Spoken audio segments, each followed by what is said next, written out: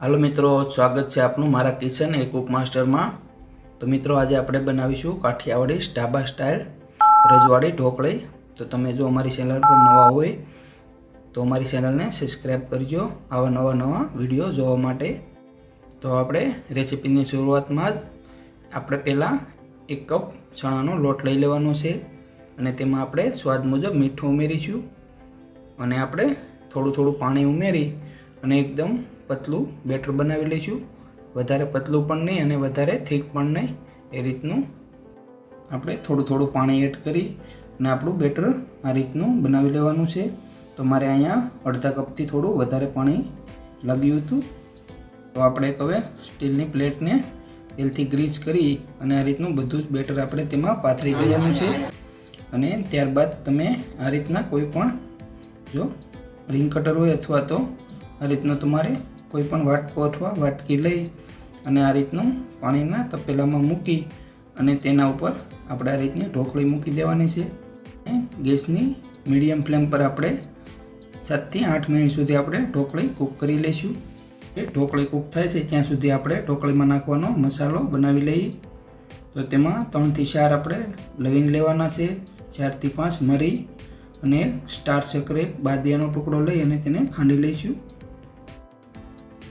तो आपणी ढोकળી कम्प्लीट थई गई है। तो आपणे आ रीतना तेने एकदम झीणा झीणा टुकड़ामां कापी लेवानी छे। एकदम बारीक टुकड़ा ज आपणे झीणा ज कापवाना छे। तो तमे जोई शको छो कि आ रीतना एकदम आपणे 1 इंच करता पण नाना टुकड़ा कापी लईशुं। तो तमे जोई शको छो कि आपणे आ ज रीतना एकदम नाना नाना टुकड़ा कापवाना छे। तो मित्रों, तमे कोई दिवस जो आ रीतनुं ढोकળીનું શાક न बनाव्युं होय तो तमे एकवार आ रीते जरूरथी ट्राय करजो। ते खावामां खूब ज सरस अने खूब ज टेस्टी बने छे। आपणे अहींया एल्युमिनियमनुं मोटुं तपेલું લીધું છે કેમ કે આ શાકમાં આપણે રસો વધારે રાખવાનો છે જેથી કરીને। તો આપણે અહીંયા 4 થી 5 ચમચી જેટલું તેલ મૂકીશું અને તેલ ગરમ થઈ જાય આપણે તેમાં 1 ચમચી રાઈ, 1 ચમચી જીરું અને अर्धी चमची जेटली आपणे हींग उमेरी अने 2 થી 3 नंग जेटला आपणे तमालपत्र उमेरीशुं। त्यारबाद हवे आपणे तेमां 2 मोटी चमची जेटला आदु मरची अने लसणने एकदम मैं झीणुं क्रश करी लीधुं छे ते उमेरीशुं अने आपणे तेने हवे 1 થી 1.5 मिनिट जेवुं तेलमां सातळी लेवानुं छे। थोड़ो कलर चेंज थाय त्यारबाद आपणे तेमां 2 मीडियम साइजनी डूंगળી उमेरीशुं। जो तमे मोटी डूंगળી ल्यो तो 1 उमेरवानी अने त्यारबाद आपणे तेमां अर्धा कप जेटलुं फुलेवर उमेरवानुं छे अने त्यारबाद आपणे तेमां 2 मीडियम साइजना झीणा समारेला टमेटा उमेरी दईशुं अने आपणे तेमां स्वाद मुजब मीठुं नाखी दईशुं अने एकवार बधुं सरखी रीते आपणे मिक्स करी लेवानुं छे। आपणे गैसनी फ्लेमने एकदम मीडियम ज राखवानी छे। हवे आपणे तेने 5 થી 7 मिनिट जेवुं आपणे तेने तेलमां सातળી लईशुं। एकदम आपणे डूंगળી अने टमेटामांथी आपणुं तेल छूटुं पड़वा मळे त्यां सुधी आपणे तेने कूक थवा देवानुं छे। त्यारबाद आपणे तेमां 1 टीस्पून जेटली हळદર उमेरीशुं अने एकवार फरीथी बधुं आपणे मिक्स करी देवानुं छे। तो जो मित्रों, आ रीतनुं तमे कोई दिवस ढोकળીનું શાક न बनाव्युं होय तो एकवारथी जरूर बनावजो। तो आपणे अहींया हवे 2 टीस्पून जेटલું આપણે રેગ્યુલર લાલ મરચું ઉમેરીશું અને તેની સાથે 1 ટીસ્પૂન જેટલું આપણે કાશ્મીરી લાલ મરચું પાવડર ઉમેરીશું।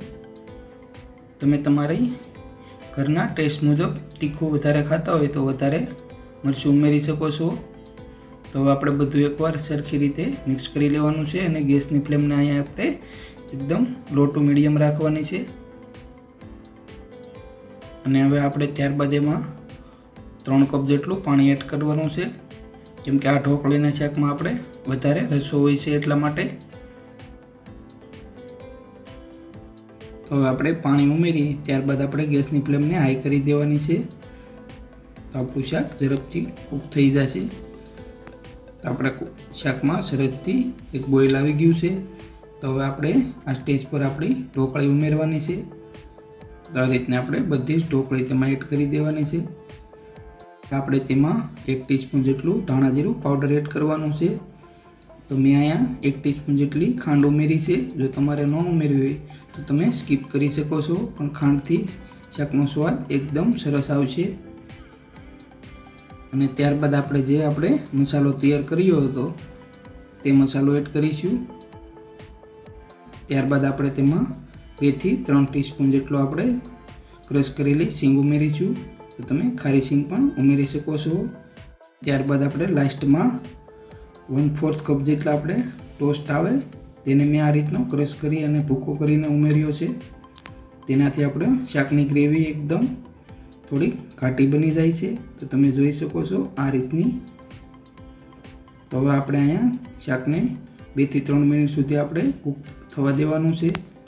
તો આપણે 2 થી 3 મિનિટ સુધી કૂક થઈ જાય ત્યારબાદ હવે આપણે તેને સર્વિંગ પ્લેટમાં લઈ લઈશું.